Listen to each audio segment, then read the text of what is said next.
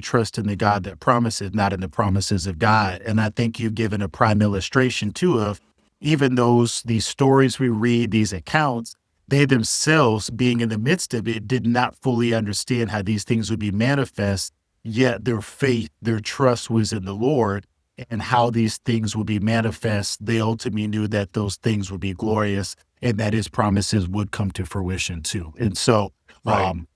Kid, as we kind of wrap up this episode too, we're going to land here for a little bit to speak a little bit to how do Isaiah's servant songs synthesize Israel's failure, God's promise of redemption, and the need for a faithful Israel in person, revealing the servant as Yahweh's spirit-empowered human instrument through whom forgiveness, restoration, and worldwide blessing would finally be accomplished.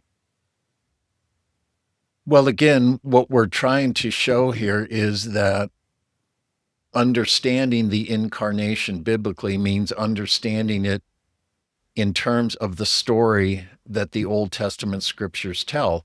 And that's a story that builds layer upon layer. Like we said, you can think of it almost like an artist painting a portrait. It's brushstroke upon brushstroke upon brushstroke, and each one presumes what went before and then builds on it. And so it's a progressive revelation. It's a progressive disclosure. It's a progressive building towards this climax of the salvation history that is the coming of the Messiah.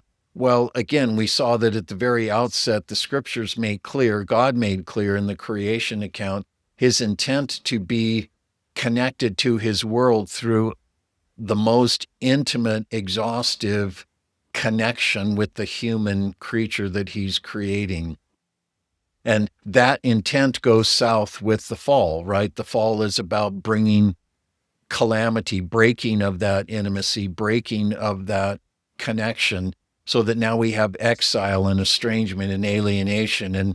And God calls Abram, and Abram is the man who's going to be the father of the people through whom God is going to bring the world back to himself, end the estrangement, end the alienation. In other words, what God revealed he was intending to do, his intent for the creation that he revealed in Genesis 1 and 2, this man, Abram, that he calls, is going to be the instrument for accomplishing that. Now, we don't know at that point exactly what that's going to look like, but in Abram and in his descendants, God intends to bring his blessing to all the families of the earth. Well, those descendants become the people of Israel.